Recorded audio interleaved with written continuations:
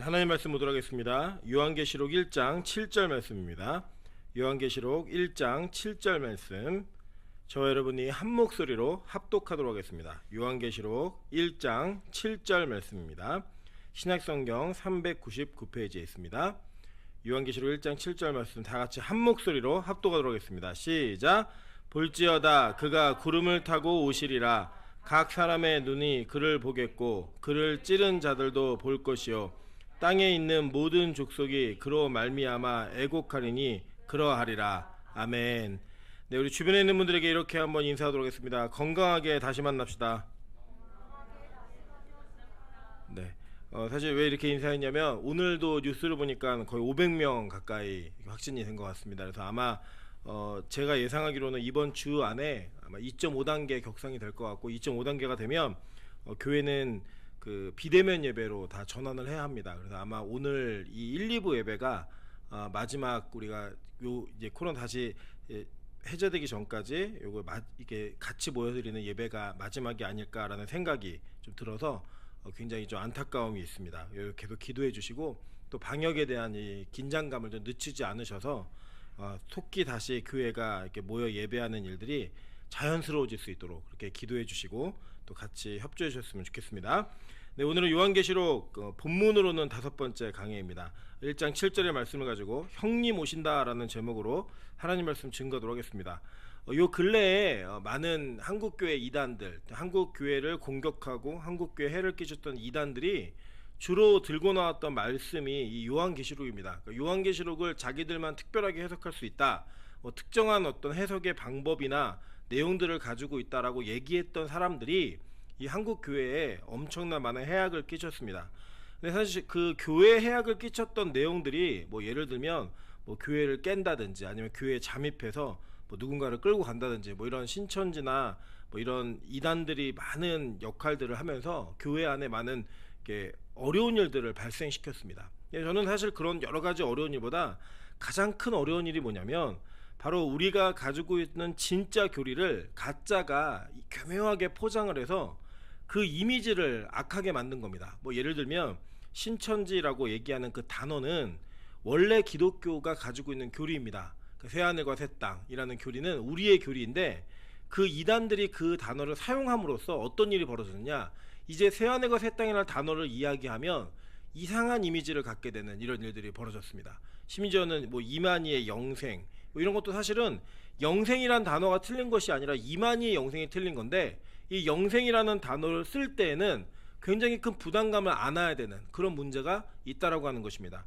여기 어르신들은 많이 기억하시겠지만 1992년도에 다미선교회라는 이장님이라는 교주가 우리 한국 교회에 잘못되어진 예수님의 재림을 선포하고 선언했습니다.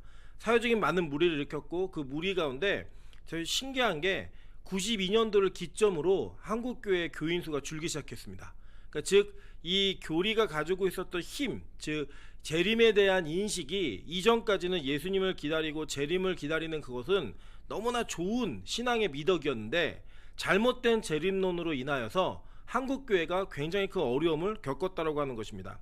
오늘 여러분이 보신 1장 7절은 그 예수님의 재림에 관련된 이야기를 우리에게 선언하고 가르치고 있는 것입니다. 특별히 이것을 선언하고 가르치고 있는 사람은 예수님과 공생애를 같이 살았고 12제자 가운데 마지막까지 이 땅에 남아 요한계시록을 기록함으로써 앞으로 계시록 재림 때까지 이루어진 일들에 대한 기록과 또 재림 때 어떤 일이 일어나는지를 이야기했고 재림 이후에 어떤 은혜가 있을지를 선포했던 요한이라고 하는 사도가 기록하고 선언한 내용입니다. 그렇기 때문에 우리가 이 세상의 그 누구보다도 이 내용을 집중해서 볼 필요가 있고, 요한이 가지고 있었던 그의 사도권과 그의 경험에 의거하여 우리가 어떤 내용과 어떤 상상을 한다 할지라도 이 요한이 말하고 있는 재림에 관련된 이야기는 누구의 말보다도 가장 정확하고 가장 분명한 우리가 믿어야 될 교리가 되고 내용이 됨을 여러분이 먼저 이해하시고 오늘 본문에 대한 내용들을 접근하셨으면 좋겠습니다. 오늘은 뭐 한 절 말씀이긴 하지만 이 내용에 관련되어서 진짜 재림 때 어떤 일이 있는가, 그리고 재림 때 하나님께서 어떤 일을 우리에게 보여주시고 어떤 일을 성취해 가실 것인가를 정확하게 이해함으로써 여러분이 앞으로 이 재림에 관련된 교리나 어떤 의견들을 제시받고 또 여러분 대화를 나눌 때 성경적인 틀을 온전히 가질 수 있는 그런 시간이 되시기를 주님의 이름으로 축원합니다. 먼저 이 본문에 뭐 우리 한글로는 번역되어 있지 않지만 그 볼지어다라고 얘기하는 이것은 그냥 우리가 볼지어다라는 게 막 봐 이런 얘기 같은데 실제로 이게 헬라어로는 이두라는 단어입니다. 이게 뭐냐면 보소서, 문득, 때, 여기라는 건데 집중이라는 의미가 있는 거예요. 자, 집중해 이제. 자, 봐봐 이렇게 얘기하잖아요. 그리고 우리 선생님들이 항상 수업 시간에 공부하다가 야 이게 밑줄거라고 얘기하는 것처럼 이 이두라는 단어가 들어가면 자 이제부터 집중해라. 정말 중요한 얘기한다. 이런 표현이에요. 요한이 그렇게 얘기하면서 이 내용들을 얘기합니다. 그가 구름을 타고 오시리라 라고 얘기했어요. 여러분 구름 타고 온다라는 이미지를 딱 생각하시면 우리는 구름 타고 다니는 사람 그러면은 보통 제일 먼저 생각나는 게 손오공입니다. 그죠? 예, 여의봉을 손에 들고 구름을 타고 쭉 달려가는, 저희 때는 이제 서유기보다는 드래곤볼을 많이 봐가지고 만화 드래곤볼을 많이 봐서 이 드래곤볼에 나오는 이미지를 가지고 있는 게 일반적인 내용입니다. 근데 이 구름을 타고 오신 예수님이라는 표현은 신약에서도 상당히 많이 하고 있고요, 구약에서도 이 구름에 관련된 이야기를 굉장히 많이 하고 있다는 거예요. 그 내용들이 어떤 내용인가 먼저 본문을 통해 좀 보도록 하겠습니다. 먼저 이 본문에서는 그가 구름을 타고 오시리라 라고 얘기하면서 각 사람의 눈이 그를 보겠고 라고 얘기했어요. 그죠? 그러니까 구름 타고 오시는 그 예수를 우리가 눈으로 볼 수 있다라고 말했습니다. 그죠?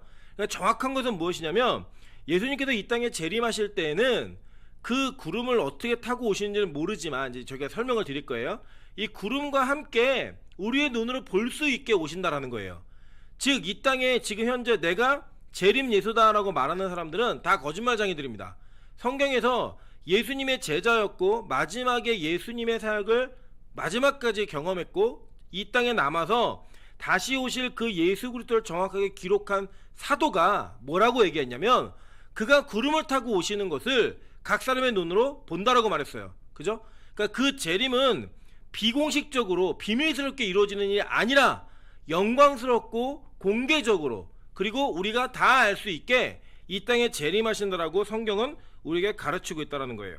성경은 이것을 구약 때부터 누누이 그리고 여러 번 반복해서 예언하고 이 이미지의 상징들을 계속 보여주고 있는 것들을 보게 됩니다.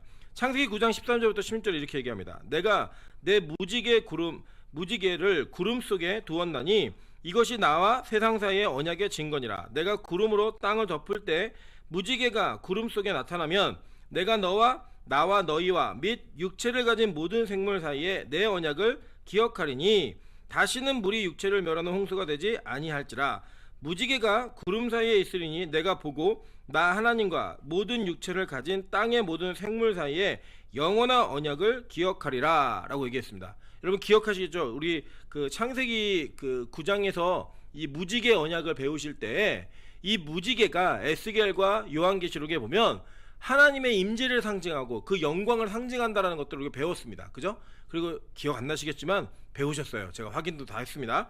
이 배운 내용에 이 무지개라고 하는 이 히브리어는 퀘샤트라는 건데 활이란 뜻입니다. 활.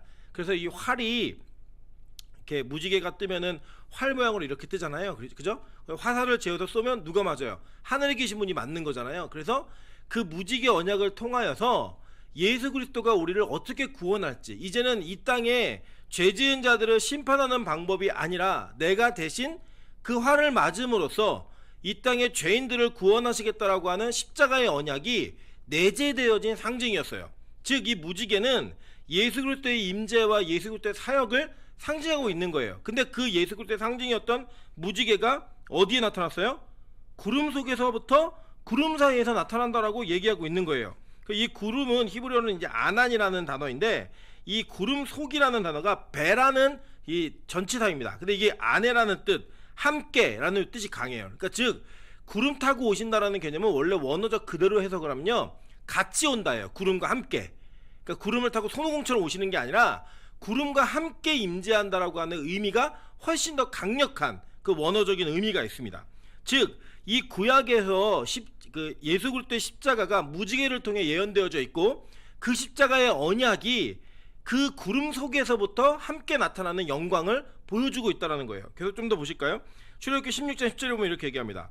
아론이 이스라엘 자손의 온 회중에게 말하매 그들이 광야를 바라보니 여호와의 영광이 구름 속에 나타나더라 라고 얘기했어요. 그죠? 여호와의 영광이 어디 나타났다고요? 구름 속에서, 그러니까 구름과 함께 나타나는 거예요.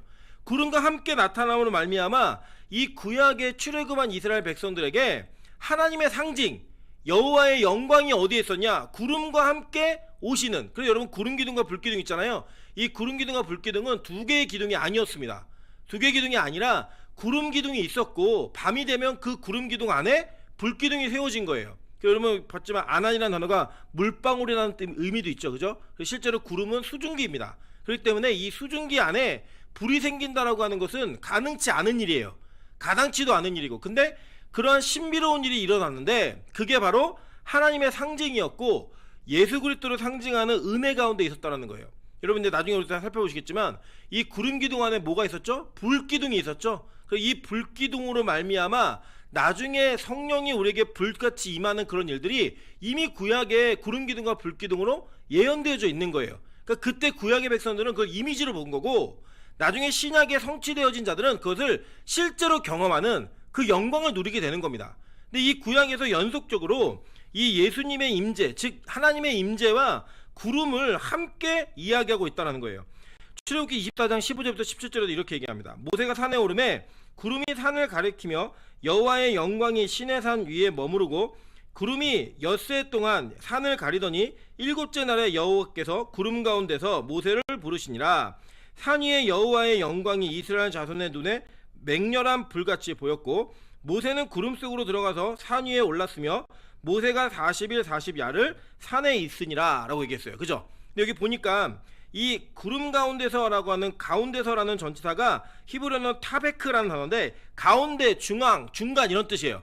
그러니까 그 가운데에 하나님이 계셨다라고 얘기하는 거예요. 구름 가운데 그 속에 거기에 있는데 일곱째 날, 엿새 동안에 거기 있다가 일곱째 날이 되니까, 일곱째 날은 여러분 유대인들에게는 안식의 개념이었죠. 그죠? 안식의 개념의 그 개념 속에서 여호와께서 구름 가운데서 모세를 부르셔서 모든 사람이 눈으로 그것을 봤고 그 눈에 맹렬한 불처럼 보였다는 거예요. 그 가운데로 모세가 들어가서 누굴 만나요? 하나님을 만나고 경험했다는 거예요. 그 경험하고 난 다음에 그의 얼굴에 빛과 같은 광채가 일어났던 것처럼 그 만남의 장소는 구름 가운데서 하나님의 임재를 경험했고 그의 강림을 경험했다라고 얘기합니다. 동일하게 얘기합니다. 출애굽기 34장 4절부터 5절의 말씀입니다. 모세가 돌판 둘을 처음 것과 같이 깎아 만들고 아침에 일찍이 일어나 그 두 돌판을 손에 들고 여호와의 명령대로 시내산에 올라가니 여호와께서 구름 가운데 강림하사 그와 함께 거기 서서 여호와의 이름을 선포하실세라고 얘기해요. 그죠? 자, 여기 보니까 이거 분명히 모세의 이야기인데 이 모세의 이야기 속에 뭐가 있냐면 여호와께서 강림하다라는 이 히브리어 단어가 야라드라는 단어인데 내려오다라는 뜻이에요. 내려오다.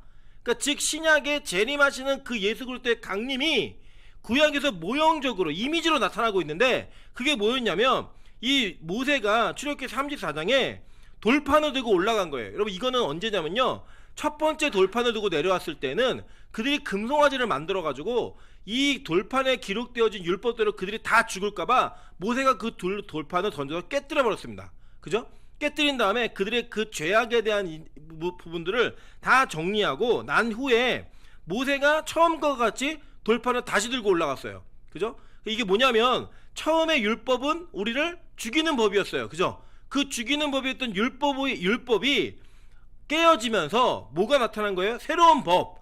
그 법이 주어지는 상징이 여기 주어지는 건데 똑같은 법이었지만 그 뒤에 의미가 달라요. 왜냐면 이제는 더 이상 그들이 이 율법을 범함으로 말미암아 용서함을 받을 수 없는 자들이었어요. 근데 그 용서함을 받을 수 없는 죄의 문제를 하나님께서는 두 번째 돌판과 함께 그들에게 뭘 주시죠? 성막이라는 걸 허락하시면서 하나님께서 그들이 이제는 죄 가운데서 구원받을 수 있는 생명의 길을 열으셨다는 거예요. 근데 그때 여는 장면 가운데 뭐가 있었느냐? 여호와께서 구름 가운데에서 강림하사라는 이야기를 통해요.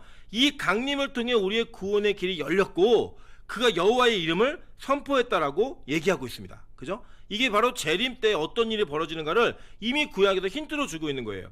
역대하 5장 13절부터 14절에도 동일한 얘기합니다. 나팔 부는 자와 노래하는 자들이 일제히 소리를 내어 여호와를 찬송하며 감사하는데 나팔 불고 재금치고 모든 악기를 울리며 소리를 높여 여호와를 찬송하여 이르되 선하시도다 그의 자비하심이 영원히 있도다 하매 그때 여호와의 전에 뭐가 가득했어요? 구름이 가득한지라 제사장들이 그 구름으로 말미암아 능히 서서 섬기지 못하였으니 이는 여호와의 영광이 하나님의 전에 가득함이었더라 라고 얘기해요. 그죠? 하나님의 전에 뭐가 가득했어요? 여호와의 영광이 가득했다 라고 얘기하면서 그 영광의 상징이었던 구름이 성전에도 임함으로 말미암아 그 충만해진 영광으로 인하여 제사장들이 능히 서서 섬길 수 없는 그 정도의 빽빽한 영광의 구름이 들어섰다라는 거예요. 그게 바로 이 땅에 강림하시고 계신, 이 땅에 임하고 계신 하나님의 상징의 이미지를 구약에서는 여러 번 구름을 통해 보여줬다라고 하는 것입니다. 그리고 이것을 예수님께서는 이 땅에 오셔서 공생애를 사시는 동안에도 내가 올 때에 어떤 일이 벌어지는가를 분명히 보여주셨어요. 마태복음 17장 1절부터 5절입니다. 엿새 후에 라고 얘기해요. 그러니까 어떤 일이 벌어지고 엿새 후에요. 그러니까 며칠이에요? 7일째죠. 그죠? 일주일째 되는 날 예수께서 베드로와 야고보와 그의 형제 요한을 데리고 따로 높은 산에 올라가셨더니 라고 얘기하는 거예요. 자, 여기 오늘 본문을 기록한 요한이 주인공이죠. 그죠? 요한이 기록되어 있는 거예요. 올라갔더니 어떤 일이 있었냐면 그들 앞에서 변형되사 얼굴이 해같이 빛나며 옷이 빛과 같이 휘어졌더라 라고 얘기해요. 자, 여러분 이걸 보시면 이게 언제 이미지냐면 예수님께서 이 땅에서 변화산에 자기의 애제자 3명을 데리고 올라가셔가지고 나중에 재림 때 예수님께서 천국에서 어떤 모습으로 계시는지를 미리 예고편으로 보여주신 거예요. 그 보여주는 장면 가운데 예수님이 변형되셔가지고 얼굴이 해같이 일단 빛났고요. 옷이 빛과 같이 휘어졌습니다. 그리고 난 다음에 쭉 뒤에 보시면 말할 때의 호련히 빛난 구름이 그들을 덮으며 라고 얘기해요. 그죠?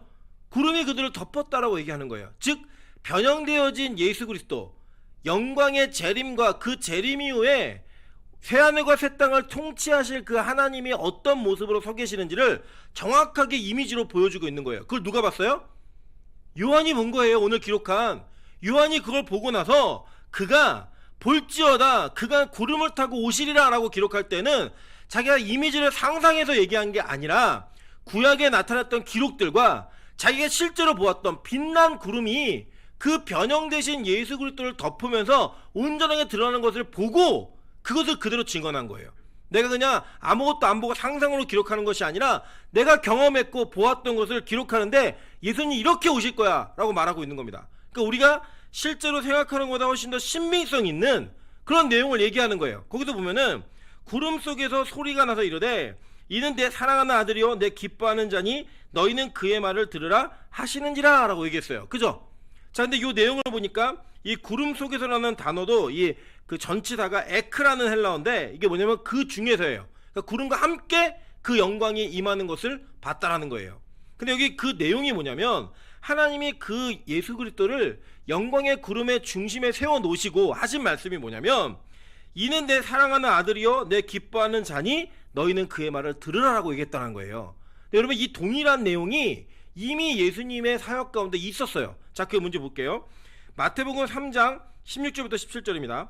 예수께서 세례를 받으시고 곧 물에서 올라오실새 하늘이 열리고 하나님의 성령이 비둘기같이 내려 자기 위에 임하심을 보더니 하늘로부터 소리가 있어 말씀하시되 이는 내 사랑하는 아들이요 내 기뻐하는 자라 하시니라 라고 얘기했어요. 그죠? 그러니까 동일하게 있는 사건인 거예요. 즉 거기서 들려지는 말씀을 통하여서 지금 우리가 예수님이 세례 받으실 때 하늘이 열렸다. 이게 무슨 뜻이에요? 하늘이 갈라진 거예요. 구름이 갈라지면서 거기에서 성령의 비둘기, 그러니까 비둘기가 이미지로 돼서 성령이 임해가지고 그 임하는 장면 가운데 어떤 일이 벌어졌냐면 이 마태복음 17장의 변화산에서 하나님이 말씀하셨던 것과 동일한 이야기가 미리 선포된 거예요. 뭐죠? 이는 내 사랑하는 아들이요 내 기뻐하는 자니라 이런 얘기한 거예요. 즉 이 구름과 즉 성령은 아주 긴밀한 연관성이 있다는 걸 아실 수 있겠죠. 그죠? 이 구름과 성령은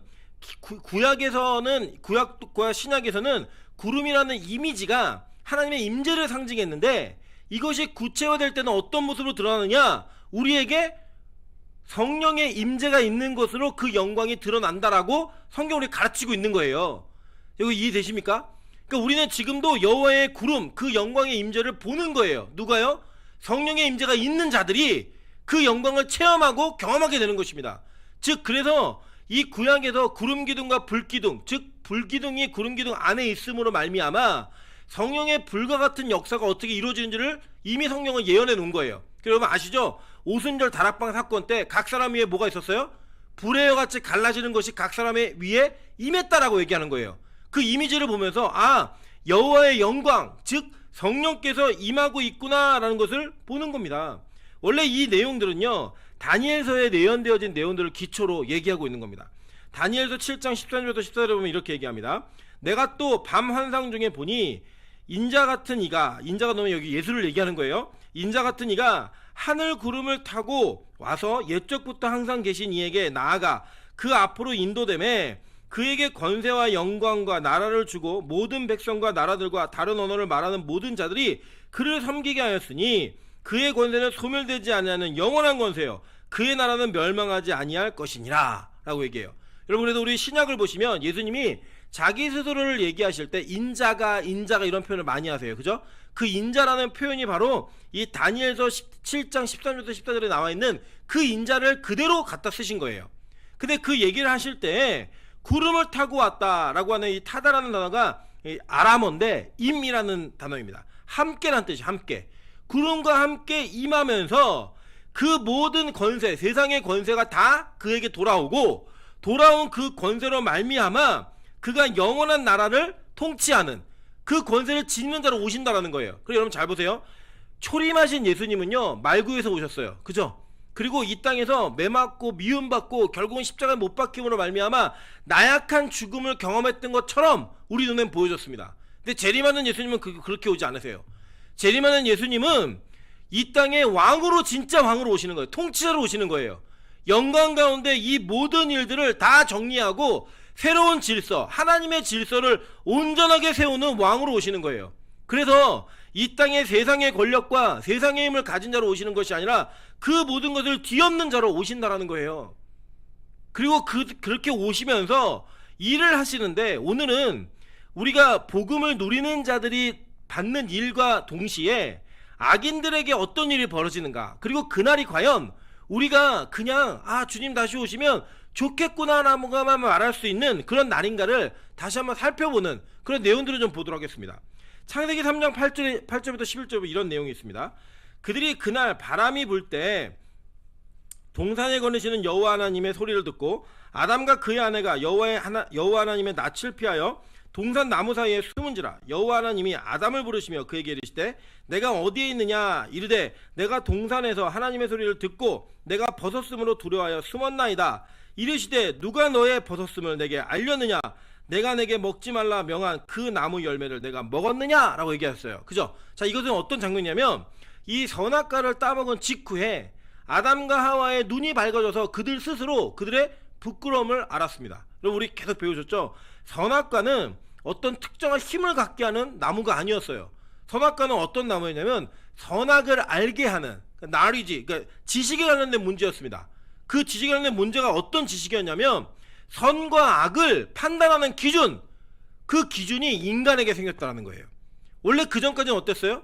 하나님이 선하다 하면 선한 거였고요, 하나님이 악하다 하면 악한 거였어요. 그 선과 악의 기준을 유일하게 세우는 분이 바로 하나님이셨습니다. 그런데 뱀이 꼬시죠. 마귀가 뭐라고 꼬셨어요? 너 선악과 따먹으면 하나님처럼 될 거야 라고 얘기했단 말이에요. 그러니까 그 인간의 교만과 인간이 가지고 있었던 죄성이 온전히 드러남으로 말미암아 그들이 그 선악과를 따먹으면서 어떤 일이 벌어졌냐면 그들이 선과 악을 판단하기 시작한 겁니다. 예를 들면 이런 겁니다. 이제 사실 저도 이제 4살짜리 아들을 기르는데 이 아이가 3살까지만 해도요, 이 아이는 자기가 벗은 것과 입은 것을 그렇게 구분하지 않았어요. 벗고 다녀도 창피한지 모르고 뭐 입어도 그렇게 그게 부끄러움을 가는지도 몰랐어요. 근데 지금은 아빠랑 같이 목욕을 하려고 해도 싫대요. 그리고 자기가 화장실에서 대변을 보면서도 창피하니까 나가래요. 아빠 나가 있으래요. 벌써 그 아이가 이게 벗은 것이 부끄럽다라고 하는 것을 느끼기 시작한 겁니다. 자기 스스로 결정한 거예요. 그래서 이것은 악이다, 부끄러움이다 라는 생각을 자기 스스로 갖게 된 거예요. 여러분 인간은 다 그렇습니다. 여러분이 뭐 선악과를 따먹은 그 흔적이 뭐가 있느냐, 그거 다른 거 아니에요.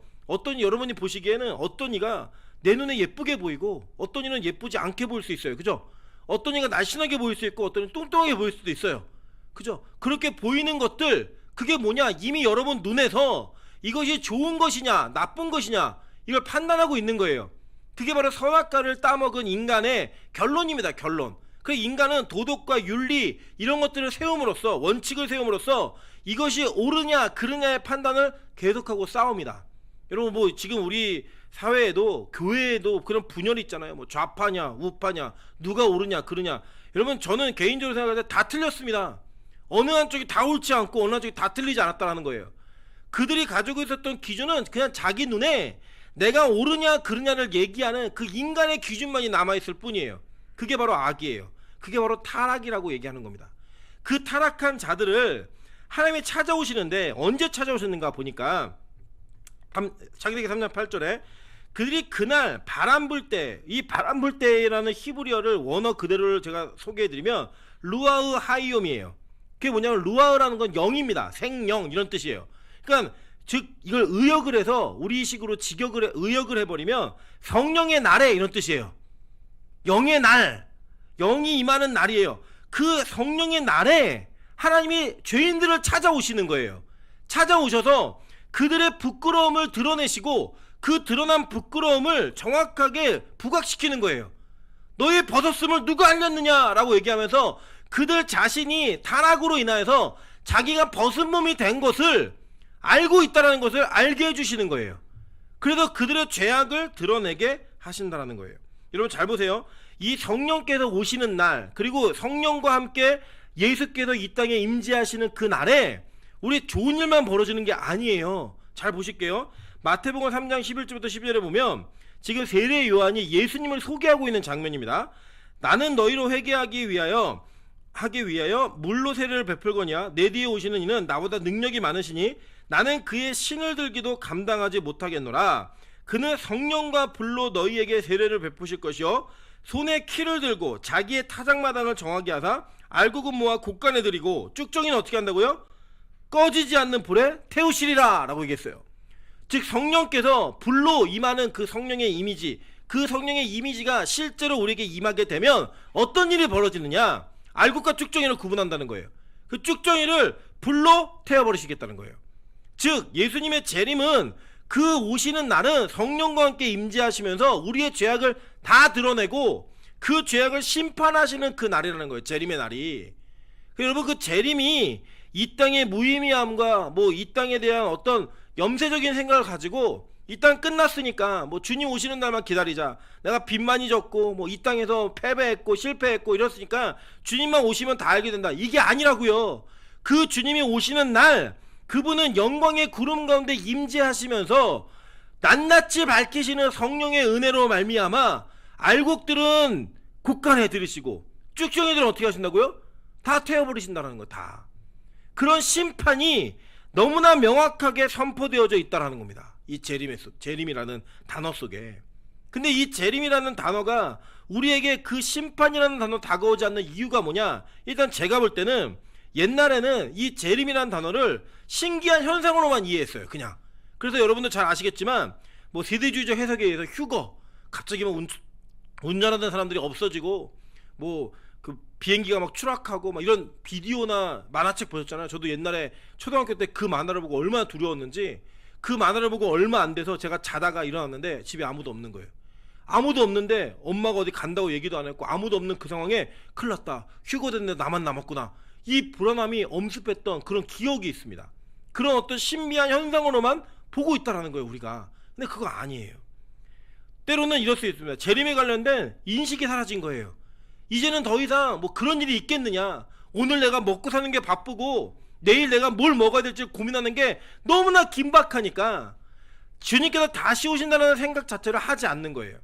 하지 않는 가운데 우리가 그 재림에 대한 무관심, 특별히 이 이단들이나 악한 마귀의 계략에 의해서 이 재림이라는 단어의 부정적 이미지를 계속 심음으로 말미암아 그것을 고민하고 생각하는 것 자체가 잘못된 신앙인처럼 여겨지는, 광신자처럼 여겨지는 그런 이미지를 가지고 왔다는 겁니다.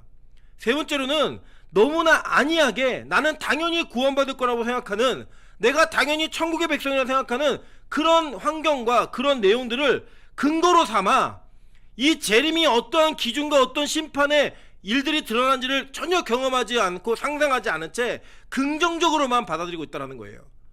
여러분, 만약에 재림이 너무나 엄격한 심사 기준을 여러분에게 제공하고 있고, 그 재림이라고 하는 것이 여러분에게 정말로 정밀한 판단의 도구가 된다고 한다면 여러분 굉장히 긴장하시게 될 겁니다. 예를 들면 이런 겁니다. 우리가 시험을 볼 때에도 어떤 시험들은 그냥 쉬운 시험들이 있어요. 그죠? 뭐 운전면허 70점 넘는 거, 뭐 그거 쉽잖아요. 그죠? 면허 그 문제집 몇 건 풀면 그냥 붙을 수 있는 겁니다. 그런 걸. 그죠? 그런데 사법고시를 본다, 행정고시를 본다, 외무고시를 본다. 그렇게 공부하는 사람이 있습니까? 이게 대충 보고 시험 보고 없어요. 그죠? 어떻게 공부하죠? 정밀하게 글자 하나하나 다 봐가면서 내가 이거를 떨어지면 안 된다 암기하고 외우고 철저한 자기 점검을 합니다. 왜냐? 그 시험의 기준이 높고 정밀하다는 걸 알기 때문에. 그쵸? 우리가 어떤 통과 기준을 할 때도 야 가면 대충 통과시켜줘. 그럼 대충 통과 받아요. 그냥 준비하지 않아요. 그런데 그 기준이 너무나 엄격하고 철저하다면 여러분 거기에 있어서 우리가 최선을 다해 준비하더라는 거예요. 다른 게 뭔지 아십니까 여러분? 대학을 갈 때도요, 뭐 저는 좋은 대학 나쁜 대학은 내가 간 대학은 좋은 대학이고 내가 안 간 대학은 나쁜 대학이에요. 그렇게 생각하시면 돼요. 그런데 이 세상에서는 대학이라고 하는 학교가 사람을 뽑을 때 기준을 갖고 있습니다. 그죠? 그 기준을 갖는데 우리는 무슨 대학을 좋은 대학이라고 일반적으로 얘기하냐면 그 기준이 높고 엄격한 학교를 좋은 대학이라고 얘기하는 겁니다. 맞죠? 아무나 대충 공부하고 대충 성적을 받았는데 들어갈 수 있는 학교를 우리가 좋은 대학이라고 얘기하지 않아요. 너무나 좋은 점수를 받고 모든 것들을 다 갖춰서 일만의 실수조차 용납하지 않는 그런 기준을 가지고 있는 학교를 좋은 학교라고 얘기합니다. 그죠? 그런데 우리가 이 땅에 사는 동안에 재림이라고 하는 그 기준 가운데 거기에 심판의 기준이 얼마나 엄격하고 분명한지를 안다면 우리가 이 땅에 사는 동안에 그 재림에 대한 의식을 너무나 안이하게 당연히 내가 가깝고도 빠르도다 여호와의 날의 소리도다 용생하 오기도 심히 슬피 우는도다 그날은 분노의 날이요 환난과 고통의 날이요 황폐와 패망의 날이요 캄캄하고 어두운 날이요 구름과 흑암의 날이요 나팔을 불어 경고하며 견고한 성읍들을 치며 높은 망들을 치는 날이로다. 내가 사람들에게 고난을 내려 맹인같이 행하게 하리니 이는 그들이 나 여호와께 범죄하였음이라. 또 그들의 피는 쏟아져서 티끌같이 되며 그들의 살은 분토같이 될지라.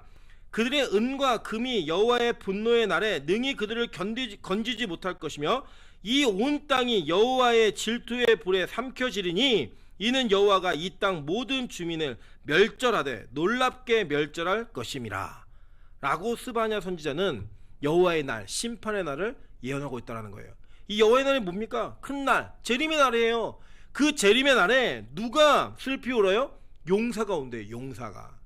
여러분 이 땅에서 용사는 어떤 이미지예요? 모든 걸 다 해낼 수 있고 누구보다 크고 누구보다 능력 있고 강력한 자를 용사라고 부릅니다. 근데 그들이 뭐예요? 운대요.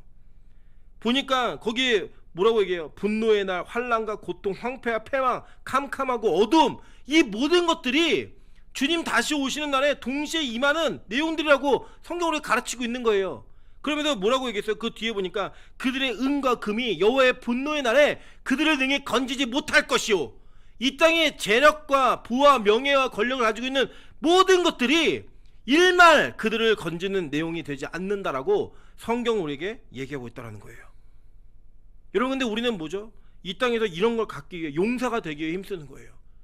그리고 그 기준이 내가 구원받는 기준이라고 생각하고 있는 거예요. 예를 들면 돈이 잘 벌리니까 높은 자리까지 승진하니까 내 일이 스스로 잘 풀리니까 나는 구원받은 백성이겠다. 아니에요. 오히려 성경은 그렇게 얘기 안 했습니다. 보세요. 어떻게 오느냐 또 그날이 데살로니가전서 5장 1절부터 6절입니다. 형제들아 때와 시기간에는 너에게 쓸 것이 없음은 주의 날이 밤에 도둑같이 이룰 줄 너희 자신이 자세히 알기 때문이라. 그들이 평안하다 안전하다 할 그때 임신한 여자에게 해산의 고통이 이른과 같이 멸망이 갑자기 그들에게 이르리니 결코 피하지 못하리라. 형제들아 너희는 어둠에 있지 아니하며 그날이 도둑같이 너에게 임하지 못하리니 너희는 다 빛의 아들이요 낯의 아들이라. 우리가 밤이나 어둠에 속하지 아니하느니 그러므로 우리는 다른 이들과 같이 자지 말고 오직 깨어 정신을 차릴지라 라고 얘기했어요. 그때와 시 알 수 없대요. 그런데 그날이 어떻게 온대요? 도둑같이 이런대요. 도둑같이 갑자기 온다는 겁니다. 여러분 물론 뭐 저기 뭐죠? 만화 영화 같은 거 보면 궤도 루팡 뭐 이런 애들은 예고하잖아요. 내가 뭐 훔치겠다 맨날 몇 시에. 그 연애 소설이나 영화에 있는 일입니다. 진짜 도둑은요 절대로 예고하지 않아요. 부지불식간에 찾아옵니다. 우리가 예상하지 못한 시점에 전혀 상상하지 않고 전혀 그것을 꿈꾸지 않았던 그 시간에 불시에 찾아오는 게 도둑이에요. 맞죠? 그 도둑이 오는 것처럼 주의 날이 온다라는 거예요. 갑자기 불시에 온다라는 거예요. 근데 여러분 우리는요 너무나 용감하게 내년을 약속하고 내후년을 기대합니다. 그러면서 나의 신앙과 믿음을 우선순위부터 저 뒤로 밀어놓는 삶이 우리 익숙해진 거예요.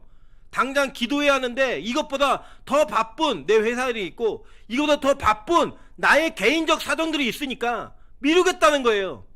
하나님과의 관계가 온전해지는 것들, 복음 안에 내가 있는지 확인하는 그 심판의 기준에 합당한 자인지를 점검하고 그것이 나의 최고의 가치와 기준의 우선순위에 놓여지는 것이 아니라 오히려 이 땅에서 내가 무엇을 먹고 살아야 하고 무엇을 입고 살아야 하며 어떤 것을 이룰지를 꿈꾸는 것이 더 우선순위에 있는 게 지금 우리의 삶 아닙니까? 경고하는 거예요. 바울이 그날이 도둑같이 이른다고. 해산하는 여자에게 갑자기 고통이 찾아오듯이 이렇게 온다는 거예요. 그렇게 오는 일이 재림이라고 얘기하고 있는 겁니다. 멸망이 갑자기 그들에게 이르니 결코 피하지 못하리라. 누구도 피할 수 없는 멸망의 날이 온다는 거예요. 그래서 뭐래요? 정신을 차리고 깨어 있으라는 거예요. 정신을 차리고. 너무나 분명하고 명쾌한 이야기들이 우리에게 주어지고 있음에도 불구하고요, 우리가 긴장 안 하는 거예요. 긴장. 스가랴 12장 10절부터 14절에 오늘 이 본문 요한이 이 7절을 기록하면서 이 내용을 근거로 얘기하고 있는 거예요. 자, 보니까 이렇게 얘기합니다. 내가 다윗의 집과 예루살렘의 주민에게 은총과 강권의 심령을 부어주리니 그들이 그 찌른 바 그들을 바라보고 그를 위하여 애통하기를 독자를 위하여 애통하듯 하며 그를 위하여 통곡하기를 장자를 위하여 통곡하듯 하리로다. 그날에 예루살렘에 큰 애통이 있으리니 무기또 골짜기 하다 드림몬에 있던 애통과 같을 것이라. 온 땅의 각 족속이 따로 애통하되 다윗의 족속이 따로하고 그들의 아내들이 따로하며 나단의 족속이 따로하고 그들의 아내들이 따로하며 레위의 족속이 따로하고 그들의 아내들이 따로하며 시므이의 족속이 따로하고 그들의 아내들이 따로하며 모든 남은 족속도 각기 따로하고 그들의 아내들이 따로하리라 라고 얘기해요. 그죠? 여기 보니까 오늘 본문 7절에 보시면 1장 7절 요한계시록 볼지어다 그가 구름을 타고 오시리라. 각 사람의 눈이 그를 보겠고 그를 찌른 자들도 볼 것이요 라고 얘기해요. 그죠? 근데 이 찌른 자들이 단지 이 예수님이 십자가에 달려 돌아가실 때에 그의 옆구리를 찔렀던 로마 병사만 얘기하는 게 아니에요. 채찍으로 때렸던 자들만 얘기하는 게 아니에요. 누굴 얘기하느냐? 역사 전체를 통틀어서 그를 찌른 자들이 있다라는 거예요.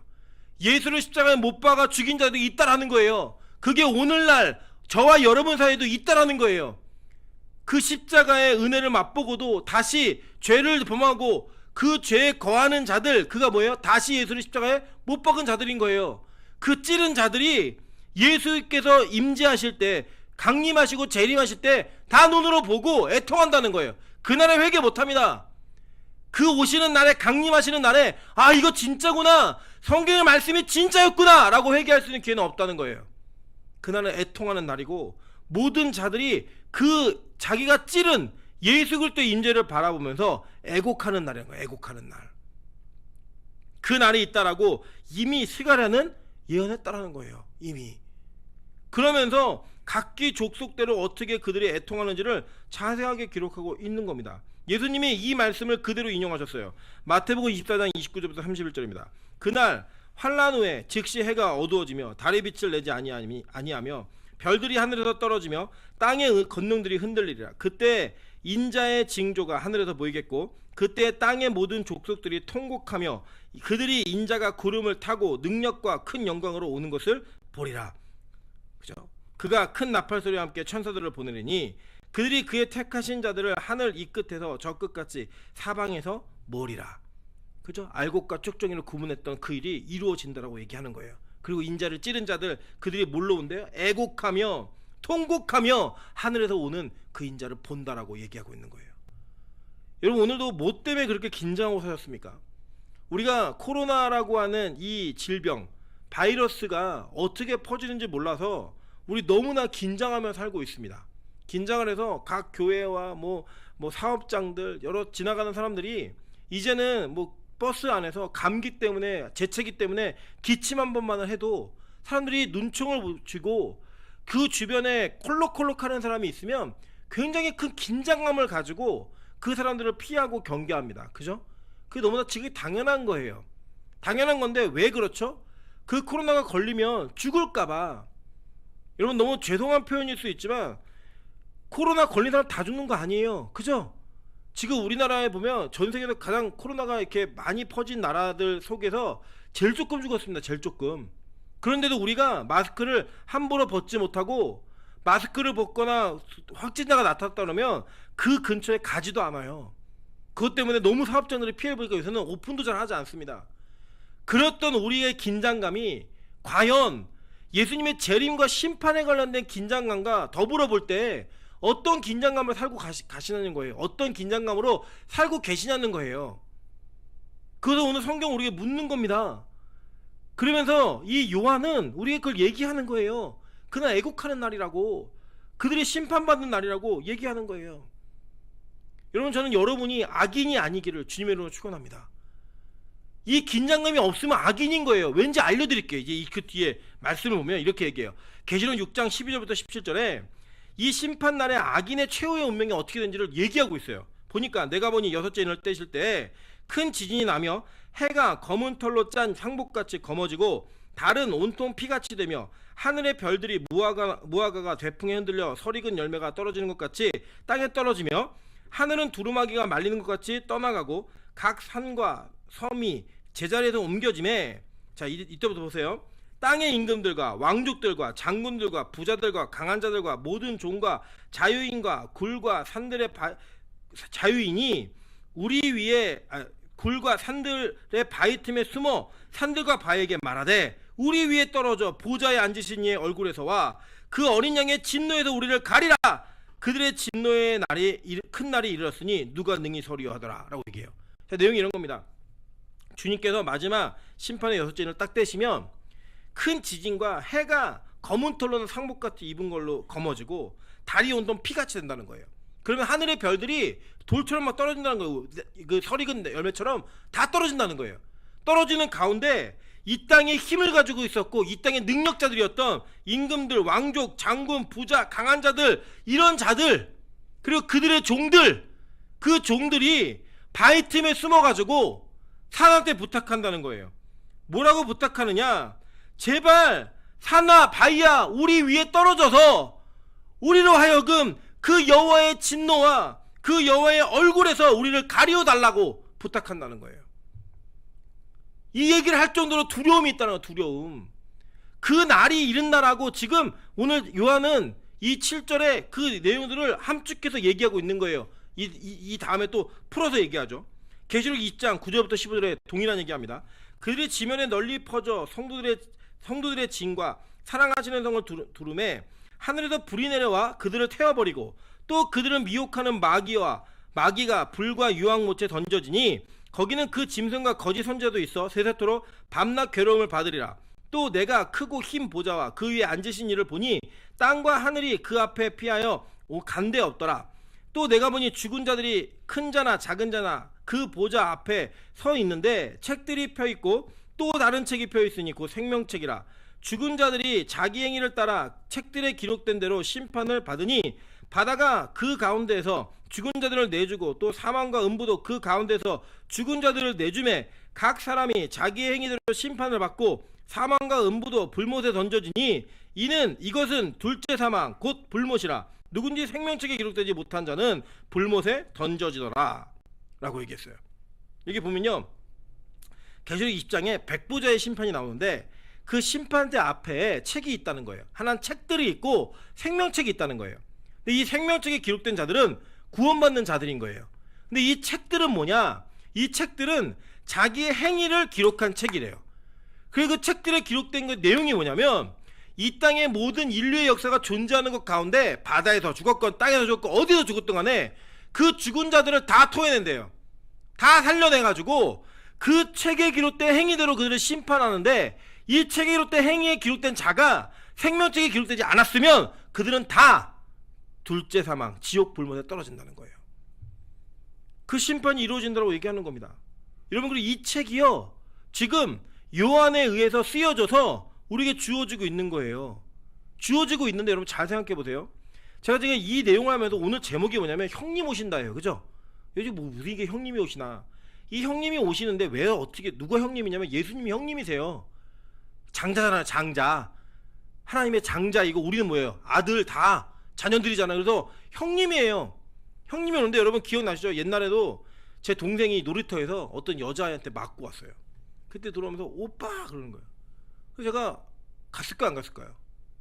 안 갔어요. 네. 가지 않았습니다. 왜? 남자가 여자 싸움에 끼는 게 아니라고 생각했기 때문에. 근데 제 동생이 중학교 때 그 3명의 여자아이에게 그 지하철역에서 돈을 뺏기고 옷을 뺏긴 적이 있어요. 아, 제가 그때 얼마나 화가 나는지. 제 동생은 중학생이고 저는 대학생이니까 그 애들을 찾겠다고 제가 전철역을 방위역을 뛰어다니면서 그 애들의 인상착의와 함께 그 애들을 찾아 막 뛰어다니던 그 기억이 납니다. 물론 못 잡았어요. 잡았으면 큰일이 벌어질 거 하나님이 피하게 하신 것 같아요. 못 잡았어요. 잡지 못했지만 그때 그 분노, 그 생각, 그거는요 뭐 어떻게 표현할 수 없어요. 동생이 맞고 왔을 때. 물론 이제 자식이 맞으면 그거 안 할 것 같아요. 애가 맞으면 애들 싸움에 어른이 끼지 않을 것 같은데 동생이 맞으니까 형이 나타나더라는 거예요. 제가 어떤 영화도 보니까요, 동네에서 애들끼리 싸우니까 자기 형들 각자 불러와요. 그 형들 또 형들을 불러와요. 그 형들 싸움이 돼요 나중에는. 근데 진짜 제일 큰 형이 나타났을 때 그 형이 최고의 권력을 가지고 있을 때, 최고의 힘을 가지고 있을 때 동생들이 다 의기양양해지더라는 거예요. 지금 여러분 이 요한계시록이요 누구에게 쓰여진 성경인지를 기억하셔야 되는 거예요. 이 요한계시록은 그 소아시아의 7교회 도미티아누스에게 핍박과 박해와 죽음을 당하고 있었던 그 예수 그리스도를 믿는 자들에게 쓰여진 위로의 책이에요. 그 위로의 책을 써주면서 심판날 어떤 일이 벌어질지 너네 알지? 그를 찌른 자들이 애통하면서 땅에 있는 모든 족속이 그로 말미암아 애곡할 거야. 그러니까 견뎌. 그러니까 힘내. 형님 오신다. 형님 오시면 다 끝나. 이 얘기로 우리를 위로하고 있는 거예요.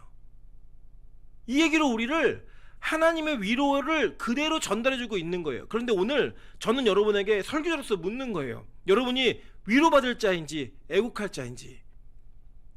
이 땅에 우리가 사는 동안에 예수 믿는 것 때문에 핍박과 환난과 고통을 당하며 살고 있다면 이 말씀은 우리에게 어마어마한 위로가 될 거예요. 그런데 만약에 여러분이 이 땅의 왕이고 강한 자이고 용사고 힘이 있는 자라면 우리는 그날 애곡하는 자들이 될 거라고요. 여러분 무조건 나약하고 힘이 없고 가진 거 없이 살라는 거 아닙니다. 그런 뜻이 아니라 여러분이 가지고 있는 힘, 능력, 권력 모든 것들이 하나님으로부터 허락된 것이 아니라 내 욕심과 내 정욕과 내 마음을 채우는 그런 근거로부터 나온 것이라면 우리 다 애국하는 자가 된다는 거예요. 여기 보면요, 이 요한이 마지막에 말미암아 애국하리니 그러하리라 라고 하는 게 나이라고 하는 헬라어입니다. 그게 뭐냐면 그렇습니다, 그렇게 될 겁니다 라는 뜻이에요. 그리고 그 뒤에 뭐가 달려있죠? 아멘이라는 뜻이 달려있죠. 그죠? 아멘 단어가, 이 아멘은 히브리어예요. 히브리어 아멘인데 그냥 음가를 그대로 따온 거예요. 즉 우리가 뭐 예를 들면 라디오 있잖아요. 원래는 라디오잖아요 발음으로는. 근데 우리가 그거를 그냥 한국말로 표현할 게 없으니까 그대로 따왔고 라디오라고 하는 것처럼 히브리어의 아멘이라고 하는 뜻, 그 아멘 뜻이 뭐예요? 진실로 그렇다, 정말로 된다, 그렇게 되옵소서, 이 뜻을 헬라어로 그대로 음가를 옮긴 거예요. 아멘. 2번 낸 거예요. 아멘, 아멘. 2번 한 거예요. 2번. 2번이나 강조하면서 그렇게 될 겁니다, 그렇게 돼야 됩니다, 그렇게 될 것입니다, 여러분 믿으세요, 이 얘기 하는 거예요. 우리 그렇잖아요. 보통 어떤 일을 설명할 때 사람이 안 믿거나 그 사람이 의구심을 갖는 것 같을 때 이거 진짜 되는 일이에요. 이거 뭐라고 얘기해요? 이거 정말 된다니까, 반드시 되니까 정말 믿어 라는 강조, 그 강조를 요한이 하고 있는 거예요. 2번이나 연속 아멘 아멘 하면서, 나이 아멘 똑같은 단어예요. 하나는 헬라어가 하나 히브리어일 뿐이에요. 그렇습니다, 그렇습니다, 진짜 된다고 이 얘기하는 거예요. 네, 여러분 진짜 이 재림이 기다려지십니까? 이 예수의 재림이 여러분에게 위로가 되고, 아 우리 형님 오시면 너네 다 끝난다, 좀만 기다려, 도미티안 너 죽었어, 여러분 그렇게 느껴지십니까? 아니면 어떡하지? 그날 주님 오시면 나도 산들에게 바위에게 내 얼굴을 가려라, 나를 오징어포처럼 그렇게 납작하게 만들더라도 나를 좀 가려줘라 라고 얘기하는 백성이 돼야 되는지, 여러분 이 내용들을 살펴볼 수 있는 그런 신앙의 점검이 있는 그런 오늘이 되셨으면 좋겠습니다. 여러분 우리 진짜 긴장하고 살잖아요. 요새 코로나 걸릴까봐, 옮을까봐. 이것을 코로나 때문에 뭐 어떤 모임이나 이런 걸 오라고 해도 우리 불편함의 마음이 있잖아요. 긴장 때문에. 여러분 그렇게 재림을 긴장하며 사시냐고요. 그것만큼 그 재림을 기다리고 고대하면서 사시는 그 가운데 여러분 그 엄격한 심판의 기준이 여러분에게 긴장감으로 있지 않는다고 한다면, 구름 가운데 임하시는 그 예수 그리스도의 은혜가, 그리고 성령의 심판의 기준이 여러분에게는 둘째 불못으로 향하는 기준이 되게 될 것입니다. 어떤 이들에게는 긴장감이 있게 이 말씀과 이 재림을 기다리는 자들에게는 그들이 마지막에 모든 일들을 올바르게 평가받고 그 은혜로 말미암아 구원받는 생명책에 기록된 자들이 될 수도 있습니다. 오늘 이 말씀이 들려주실 때 여러분에게 여러분의 죽음과 여러분의 사망의 그늘에 앉아있는 그 걸음과 여러분의 앉음을 생명의 길로, 영생의 길로 옮기시는 저 여러분 되시기를 주님의 이름으로 축원합니다. 이 땅의 역사는 유한한 역사입니다. 이 땅의 재물도 건강도 힘도 여러분 반드시 여러분에게 유한한 역사입니다. 개인의 죽음도 있지만 심판의 날에 이르면 그 모든 것은 다 사라진다라고 성경은 얘기합니다. 남는 기준은 오직 한 가지입니다. 은혜가 있는 자인가, 믿음이 있는 자인가, 하나님을 믿는 자인가, 예수 그리스도를 영접한 자인가, 그 믿음에 관련된 기준 딱 한 가지만 남는다는 거예요. 그 남은 기준을 통해 어떤 이들은 불에 던지어져서 쭉정이로 태움을 받고, 어떤 이들은 알곡이 되어서 곡간으로 들여진다라고 성경은 가르쳤고 예수님 말씀하셨습니다. 그리고 그것을 잠시나마 경험했던 요한은 그 일이 반드시 이루어질 거라고 얘기하며, 오늘날 핍박받고 있는, 오늘날 예수 그리스도를 믿는 믿음 때문에 괴로움과 고통 가운데 있는 자들을 위로하기 위해 이 요한계시록을 통해 그 재림의 이야기를 썼습니다. 저는 오늘 여러분에게 이 재림이 진짜로 위로가 되시기를 주님의 이름으로 축원합니다. 제가 한번 이런 경험이 있었습니다. 어떤 사건 가운데 저는 진짜 진실을 말하고 있는데 상대는 거짓을 말해요. 근데 이쪽 이미지가 훨씬 좋아요. 저는 여러분 보시기에도 그렇게 목사같이 안 생겼잖아요, 그죠? 예, 한복 입은 스님 같고, 예, 대한예수교 조계종 같은 그런 이미지가 있잖아요. 그런 저에게 어떤 사람들이 이 내용들을 다 듣고 평가할 때 모든 대중이 진실을 말하는 제가 아닌 거짓을 말하는 자들을 지지해줬고, 또 그 지지해준 것 때문에 저는 굉장히 큰 어려움 가운데 있었습니다. 그 어려움이 생기니까요, 기도가 안 되더라고요. 기도가 주 앞에 나오는 것도 그렇고, 아니 어떻게 이런 일이 벌어질 수 있는가라고 하는 그 고통에 너무나 힘든 상황들이 있었습니다. 힘든 상황이 있을 때 제가 주님 앞에 나와 기도할 때도 그냥 주님 얘기하면 그 뒤에 기도가 안 돼요. 그냥 눈물밖에 안 나요. 주님 이 말만 눈물밖에 안 나요. 아무것도 할 수 없어요. 그런데 그렇게 낭망에 있고 낙심에 있고 너무나 힘들었던 저에게 하나님께서 마음에 딱 한 가지를 딱 스치게 하셨는데, 예수님은 심판주야 라는 말이 싹 스쳤어요. 저는 그게 그렇게 위로가 될 줄 몰랐어요. 그래, 사실 그 억울함이 지금도 안 풀린 부분들이 있거든요. 그런데 저는 쓱 스치고 지나간 그 단어가 너무나 큰 힘이 됐어요. 그래, 맞아, 우리 예수님 심판주지. 그날 오실 때 명명백백히 낱낱이 밝혀주실 거야. 그 말이 위로가 되니까요, 일어서더라고요. 그게 저에게 아픔과 상처로 남지 않더라고요. 오늘 요한은 이 기쁨을 주기 위해 이들에게 이 편지를 썼을 겁니다. 너 힘들지? 예수 믿는 것 때문에 죽어야 하고 축출당하고 모든 걸 다 뺏겨야 하고 모든 걸 다 잃어야 되는 그 상황이 너무 어렵지 않아? 그래, 그렇게 어려워. 예수님도 그렇게 당하셨어. 그렇게 죽으셨어. 근데 우리 형님 이제 다시 오실 때 그렇게 안 오신다? 우리 형님 그거 다 해결해 주러 오신다? 그러니까 걱정 말고 견디자, 참자, 이기자, 기뻐하자. 이게 이 요한계시록이에요. 요한계시록 전체 주제입니다. 저는 이 요한계시록 강의를 이제 뭐 서론이 끝났기 때문에 아마 이제 이 뒤부터는 좀 단락들을 크게 해서 나갈 거예요. 나갈 때마다 여러분 다른 거 없어요. 그냥 이거 보시면서 위로 얻으시는 거예요. 그래, 내가 이 땅에서는 그렇게 존중받지 못했고, 그렇게 뭐 성공하지 못했고, 남들이 나를 대단하게 여기지 않았고, 그렇게 나약한 것 같았고, 실패한 인생 같았지만, 주님 다시 오실 때, 우리 형님 다시 오실 때 다 끝나는구나, 다 뒤집어지는구나, 모든 걸 다 해결하시겠구나, 이 마음 갖고 살아가는 거예요. 그게 오늘의 삶이고 여러분의 삶입니다. 내일의 삶이에요. 그리스도인의 삶인 거예요. 여러분 그 삶을 누리시면서 정말 큰 재림의 위로를 받으시기를 주님의 이름으로 축원합니다. 지금 같이 한번 우리 찬양으로 기도하겠습니다. 우리